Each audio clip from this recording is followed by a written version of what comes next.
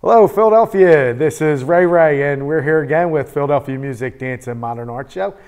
This week we have a new host. Yes, Alisha Allen. She is a beautiful young lady that is going to take over the role for me. All this grizzly hair and funny look, people are just getting a little tired of. I have to do it for my other film roles, so I prefer to put somebody nice and a lot more kept and well-mannered in front of the camera.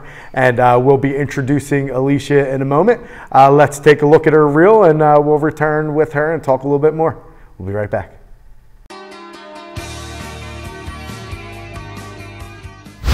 Welcome back to What the Food. I'm your host, Alisha Allen, and today we're located in the heart of New York City. When most people think about Midtown Manhattan, right away they think of skyscrapers, overpriced boutiques, and Broadway shows. But to me, it will always be about the outdoor grilling. Hey guys, how are you? Everything looks and smells amazing. I think I'll go chicken. Yeah, here it goes. Oh my God. I just got a kick of the hot sauce too. It's spicy, so get ready for that. What does Justin Timberlake, Ryan Phillippe, and Snooki all have in common? They're all in today's installment of the Sprint Hollywood Report. Are Justin Timberlake and Ashley Olsen hooking up? An insider close to the pair says yes. The two were spotted at an SNL after party, 2 Broadway shows, and a polo match outside the city. A rep for Timberlake says the pair are just good friends. And in It Was Fun While It Lasted news, Amanda Seyfried and Ryan Phillippe split again. After dating 7 months, Amanda Seyfried and Ryan Phillippe have pulled the plug on their relationship. The couple first met at Kate Hudson's Halloween party last October and initially called it quits in February. And the roads of Italy are safe again. Snooki's driver's license was revoked following her Monday afternoon car crash in Florence. The incident sent 2 Italian police officers to the hospital with minor injuries. The pint-sized Jersey Shore star was behind the wheel when the fender bender happened. Ironically, the 2 officers were hired to escort the reality star throughout the ancient Italian city. Thanks for watching the Sprint Hollywood Report with me, Alisha Allen. Did you know that New York City has over 1,700 parks, playgrounds, and recreation facilities spread throughout the 5 boroughs? And of course, the most famous of them all is Central Park. But at 843 acres, getting around can be daunting. Fortunately, there's a new app for your phone that makes getting around a lot easier. Loads of information about the park, including an events calendar and a feed of Twitter posts from the Conservancy. But the main purpose is an interactive map of the park.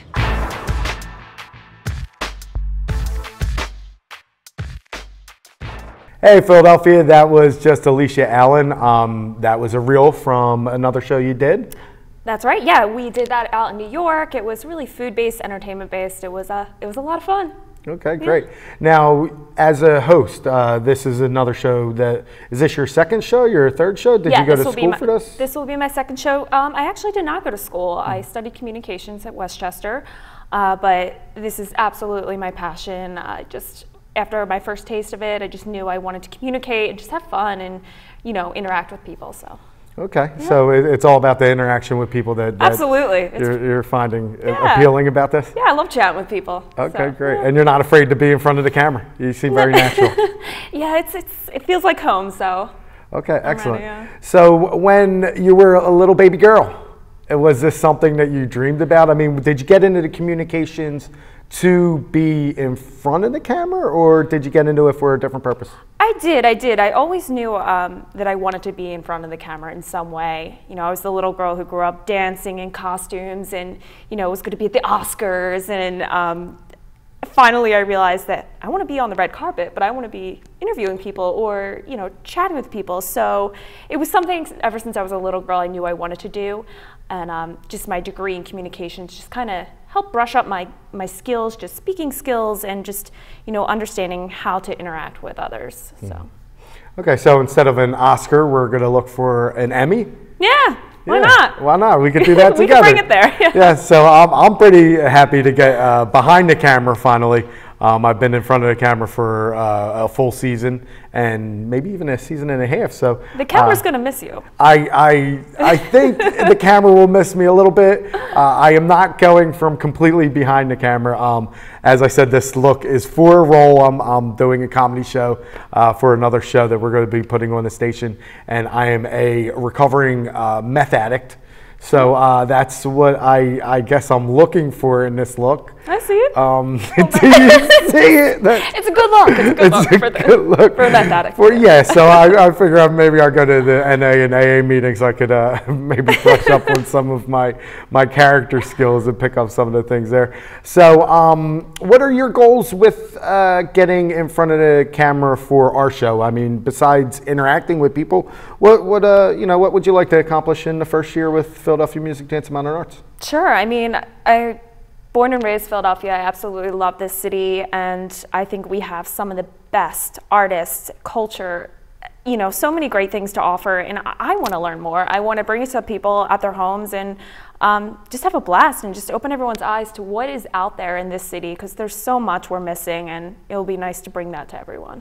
And I'd have to agree with her. That's why we started this show. Philadelphia has been a growing artistic community for a good 10, 15 years. It's really put its place on the map in the world, and we're going to get to meet a lot of artists and musicians and do that and showcase everybody. So after this break, we're going to go to a break. We're going to show some of the other people we work with here at Philly Camps, commercials for their shows, so you can find out a little bit more about them. And then we're going to return, and you're going to be sitting in my chair, and we're going to interview a friend of mine named Austin. He's a tattoo artist, and he's going to play a little guitar for us. That's awesome. I'm ready. Okay, well, we'll be right back, Philadelphia. Thanks for watching.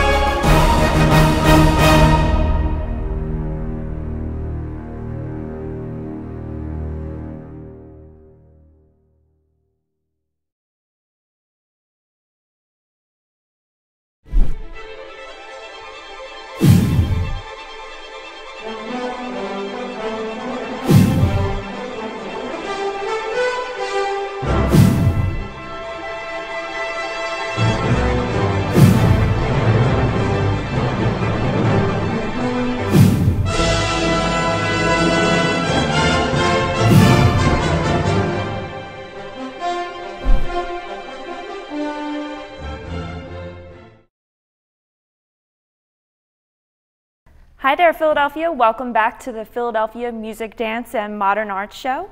I'm your new host, Alisha Allen, and today we have a very cool guest with us today, tattoo artist, local Philadelphian, and Lex. How's it going? Good. How you doing today? Very, very good. Okay. First, I have to say I love your look. I love the eyebrows. Thank you. Very funky, very cool. Thank you. So let's talk about what you do. It's very cool. Let's talk about the ink industry. So how long have you been a tattoo artist? I've actually been tattooing for approximately 6 years now. 6 years? Yeah. Okay. And what got you started? Were you always, drawing? Were you always into, sketches and things like that? What really got you into this industry? Poverty kind of did that for me. I was always an artist. I mean, from my earliest memories, I can remember like crayons and me drawing on paper, doing like crazy designs. Growing up thinking that everybody could do it, and I realized it was a talent, but I had a job that was going south, you know, and my bank account reached the red zone, which I consider like $300. So I went and bought a tattoo kit. My friend suggested it, so I tried it, and I like fell in love with it instantly. Okay. And did you have to apprentice somewhere? You know, what tips would you give? You know, say there was a young kid in your shoes who wanted to do something like this. What would your words of advice be? My words of advice would be to a young, aspiring tattoo artist: draw every day and do as much research on tattooing as possible. Okay. And I have to ask, what's the craziest work you've done in the past 6 years? I'm sure you get it all the time. Okay. Oh man, I don't know if I can bring this up. Okay. Oh, you can. One time, a friend I went to school with as a small child, she got married to my friend later on. She came into the shop with some guy I didn't recognize, and she asked me for a particular tattoo in a certain spot, you know? I think I know where you're going. Right, and it was the other guy's initials. And I said, your husband's gonna kill you. She said, he's not gonna kill me because he never goes down there to see what, you know. Oh, wow. So, yeah, it's pretty bad, you know. Okay, Yeah. okay. And have you ever felt that way, almost like a therapist, like you want to warn someone, like, don't do this, you're going to regret it? Yeah, sometimes you get people you want to talk out of getting tattoos, because a lot of people get them for the wrong, well, some people get them for the wrong reasons, not a lot of people, but some people get them for the wrong reasons. Sure. You know? So I try to counsel them a little bit, steer them away from making a bad decision, you know? Yeah, and you know, the Philly Tattoo Convention was just in town. Were you out there? Did you have any friends, colleagues? Yeah, I have a lot of friends and colleagues that were there, but this year hasn't been, I hate to say it, it wasn't like a spectacular type of event. It didn't feel like family. The first couple of events that they had, it was like a close-knit community, you know, everybody felt like connected because of the art. But this year, it didn't feel like that. It felt like come in, shut up, get what you get, and get the hell out type deal, you know? Oh. So it was a disappointment this year. I'm sorry to hear that. It's hard. Yeah. Okay. And as far as, I see you have a lot of work going on yourself. So how many tattoos have you been keeping track? How many do you have as of now? All right. Sugar honey iced tea. I got a lot of tattoos. I lost count after a while. I just count them as like an arm. It was 1 piece, 2 piece, maybe 3. You know, because I don't count each individual tattoo, because I'd probably get lost in a couple of them. Okay. Yeah. That's cool. I see some good stuff. Thank you. And I'd like to think Philly has a really cool flair, you know, artistically for, you know, this industry. Could you relate to that? Do you think this city has something different to offer, you know, for tattoo artists? Being as though I'm from Philly and I rep Philly all day heavily and hard with my life and my soul, my everything. We have some of the most talented tattoo artists, you know, that I've seen so far, and I've seen a lot. You know, I go online and I'm all over the world with it, you know, like tattoo nerds type deal. But we have some very, very good artists here. A few years ago, in the top 10, we had, I believe Paul Acker was mentioned. Okay. You know, and he's a reputable, awesome tattoo artist. Sure. And as far as just, you know, once again, going back to helping, you know, young people out who are just getting started in this industry, do you suggest schooling? Do you suggest just if you have a passion, or do you suggest anything else other than just doing some drawing on the side? Different strokes for different folks, as in like, okay, should you go to school or should you just learn on the street and do your thing? People learn differently. So you have a few that probably should go to school, you know, and get the proper knowledge. And for like the hungry, desperate artist, that's an artist. I mean, there's some crazy good artists that are starving, you know, real starving artist type stuff, you know, and these guys are phenomenal. I see them do things that are incredible because of the situation. Sure. No, I hear you. Well, we're really excited. We're actually going to take a deeper dive into what you do. I can't wait to see it. So once again, it's been awesome talking about, you know, your ink history, and we're actually going to go ahead and go into your shop. Now, what shop are you located at, so we can tell all of our Philadelphia friends? Okay, first of all, I want to say the shirt is spelled wrong on my shirt. It's actually spelled Natural Mystics Tattoo Studios, MYSTICS, Mystics. Alrighty. The location. It's at 5437 North 5th Street. I can't the numbers. It's new. Like I've only been in shop for maybe 2 weeks now. Okay. Yeah. All right. Well, that's exciting. That's good stuff. Congrats on that. And we'll make sure everyone checks you out. And we'll take a look right now.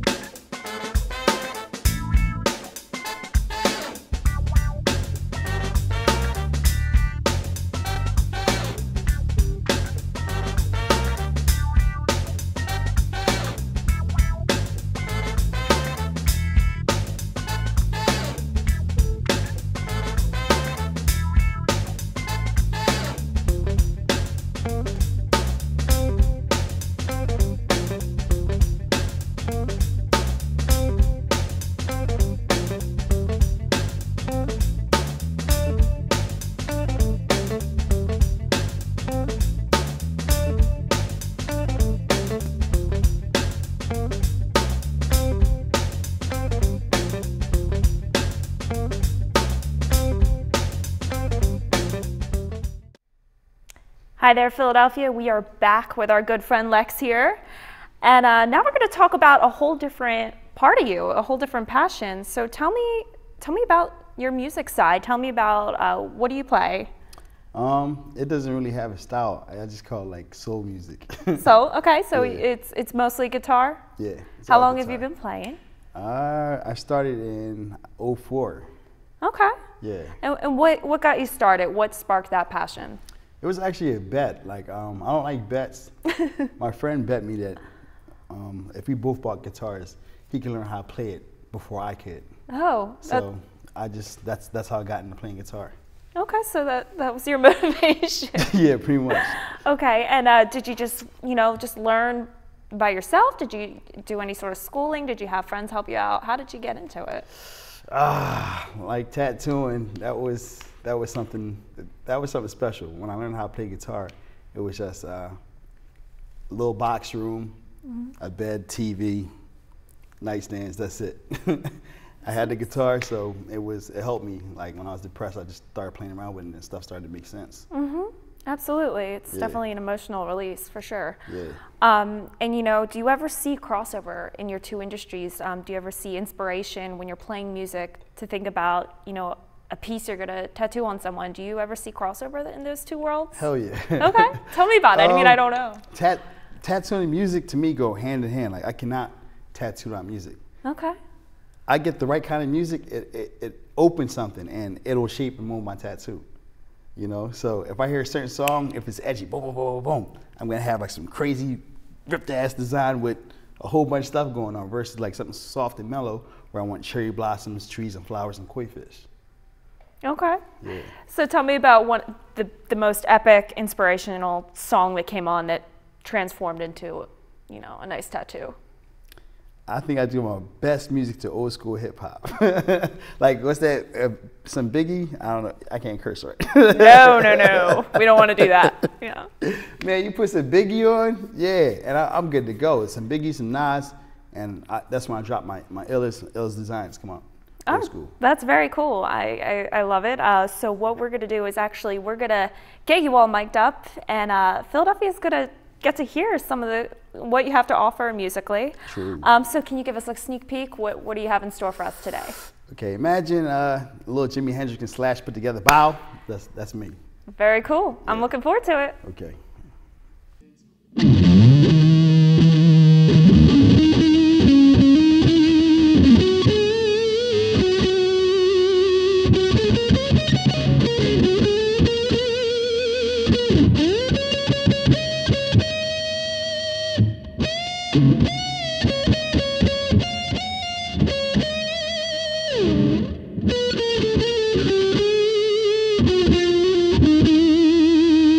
Mm-hmm.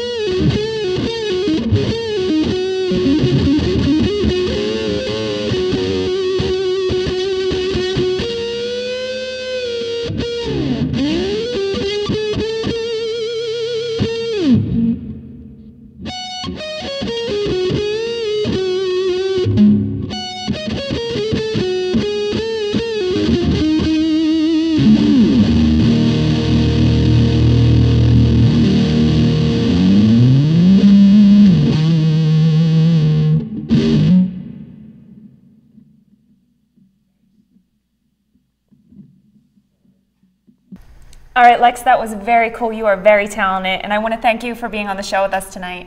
No problem. Thank you for having me. Like, it was a blast. I had a great time. All right, great. Well, thank you, Philadelphia, for watching the show tonight. We'll be back next week, so tune into the Philadelphia Music, Dance, and Modern Art Show. We have a sizzling guest, Liberty Rose, so we'll see you then. Bye.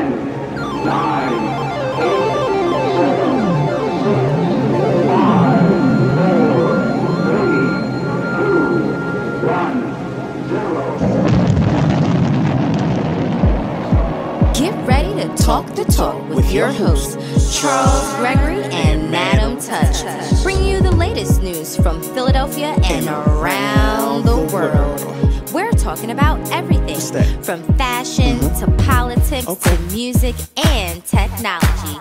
So if you can walk the walk, we're gonna talk the talk.